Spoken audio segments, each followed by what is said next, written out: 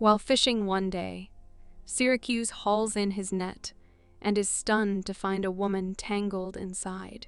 At first, he fears the worst, but then realizes she's alive. Acting quickly, he performs mouth-to-mouth resuscitation and helps her cough up the water.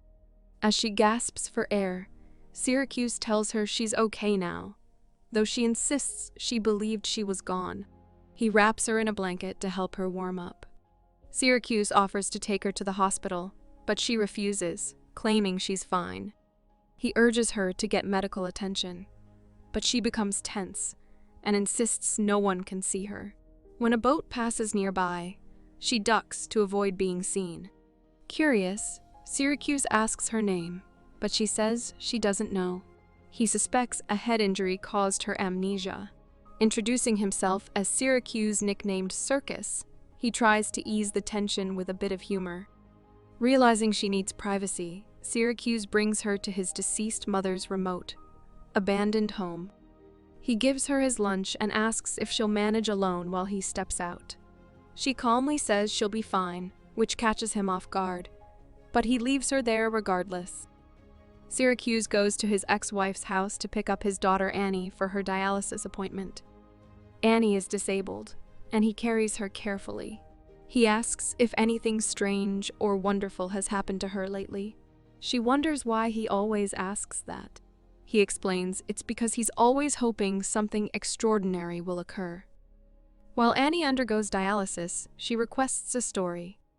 Syracuse tells her about a fisherman who once caught a woman in his net. Curious, she asks if the woman was a mermaid or a selkie. Syracuse admits he isn't sure what she really was. Later, Syracuse gets an automatic wheelchair for Annie to help her move around. When they arrive home, his ex-wife reminds him that Annie needs a kidney transplant, but no match has been found yet. Returning to the mysterious woman, Syracuse is surprised she's still there. She asks why he looks so amazed, and he admits he thought it might have been a dream. He prepares his boat for fishing, and when the woman asks to join, he hesitates, saying it's bad luck to have a woman on board, but then changes his mind and lets her come along. Syracuse is having little luck catching anything, as usual. He asks the woman if she remembers her name, and she replies that he can call her Ondine.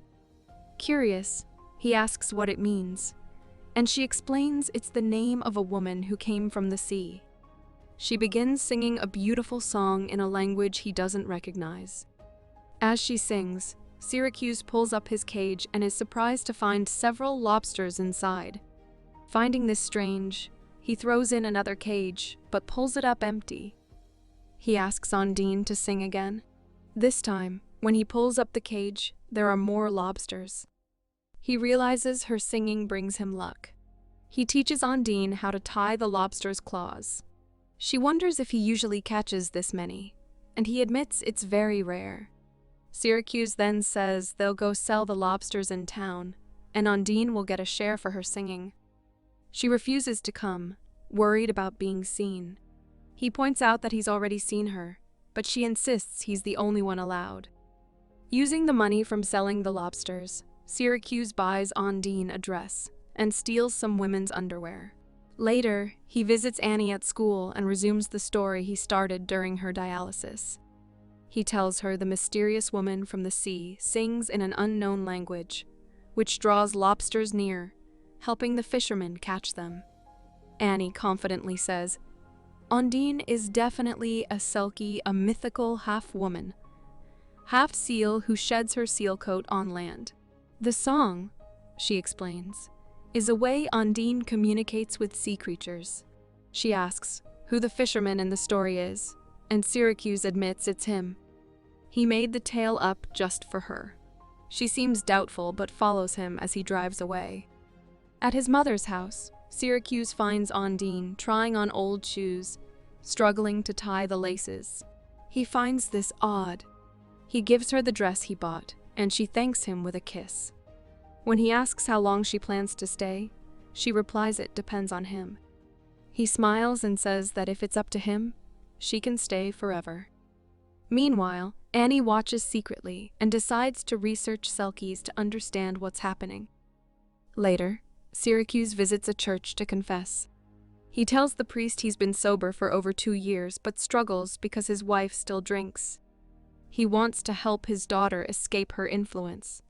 The priest offers to connect him with a counselor, but Syracuse refuses. He also admits to stealing women's underwear, which concerns the priest. Syracuse quickly explains it's not what it seems, and shares the story about Ondine. When asked where she is, he stays silent. The priest asks him to keep him updated on any developments. Ondine tries on the underwear but quickly decides against wearing any. Annie is nearby, watching as Ondine emerges from the water, showing off her swimming skills. Annie tells her she always believed the story was true, that Ondine is a real Selkie. Ondine realizes Annie is Syracuse's daughter. Curious, Annie asks if Ondine has magical powers and if she can heal her. Ondine inquires about Annie's condition, and Annie reveals she suffers from kidney failure. Annie notices Ondine seems cold and explains it's because Selkies belong underwater. Ondine denies knowing what she means, but Annie insists they be honest she's done her research. She shares that Selkies can live on land for 7 years if they bury their seal coats, crying 7 tears over that period. Afterward, they may find unexpected happiness with a landsman. As Annie prepares to leave, Ondine kisses her and says she looks forward to seeing her again. Annie notices Ondine's cheek is wet already, one of those 7 tears. Later, Syracuse visits the library to find books about Selkies, only to discover Annie has already checked them all out. Syracuse offers to take Ondine fishing again. She agrees, but only if he promises no one else will see her. He agrees. While they're out at sea, the fisherman patrol cruises by, and Ondine quickly ducks out of sight. She uses her feet to steer the boat, which oddly excites Syracuse fishermen have strange kinks. As Ondine starts singing again, Syracuse hauls in a huge catch of salmon. He's stunned because he was trolling, which isn't how you catch salmon. Normally, you'd need a gill net. The patrol boards his boat to investigate how he caught so many fish. They check if his gill net is wet, and, during the search, spot Ondine hiding. One of them notes, "There's a girl on board." Syracuse asks if that's a problem. They say no, it's just not something they see every day.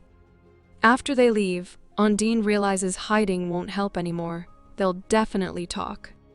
Later, Syracuse brings Ondine into town, where everyone stares. He explains that it's a small place, and someone as beautiful as her is rare. They go shopping, and a curious crowd gathers to watch as she tries on clothes. Syracuse and Annie talk about how he found Ondine near a place called Seal Rock, which seems fitting, since she's believed to be a Selkie. Later, Annie and Ondine are at the old house when Annie admits she can't swim. Ondine offers to teach her. While giving her a lesson, Ondine spots something in the water and swiftly pulls Annie out. She dives in and retrieves the object. Annie asks if it's her seal coat. Ondine nods and suggests they bury it so she can remain on land for 7 years. Annie loves the idea. They bury the mysterious item together, and Ondine makes Annie swear to keep its location secret.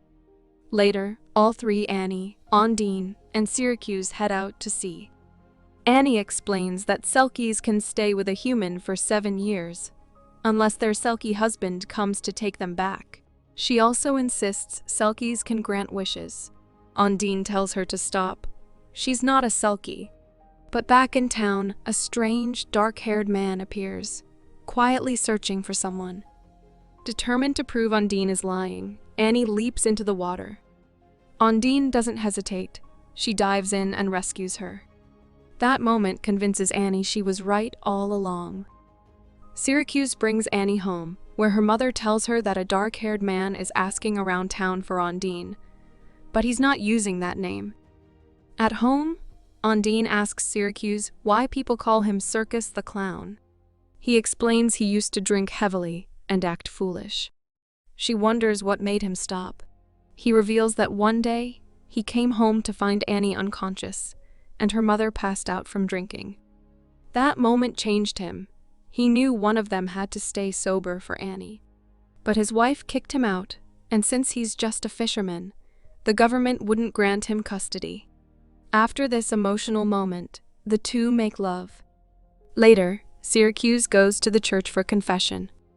He tells the priest he's afraid Undine brings him luck, and that's making him hope again.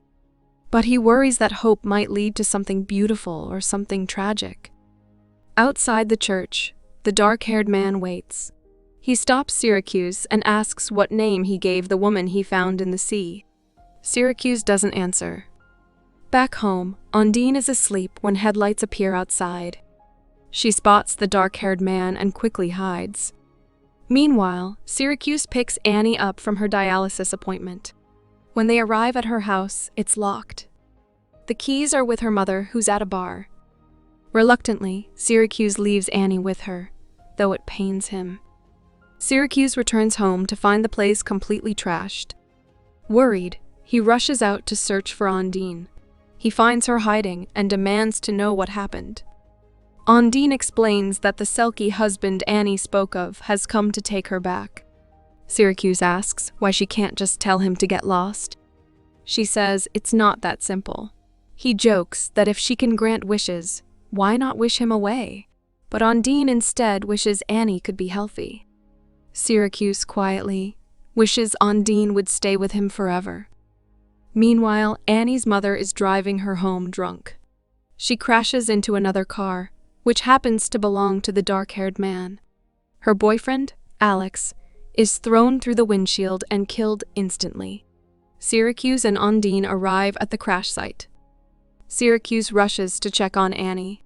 At the hospital, a doctor tells him that Alex had a donor card, and, incredibly, he's a tissue match for Annie. The transplant goes ahead. Elsewhere, Undine meets with the dark-haired man. Their tense exchange reveals they were involved in something illegal together.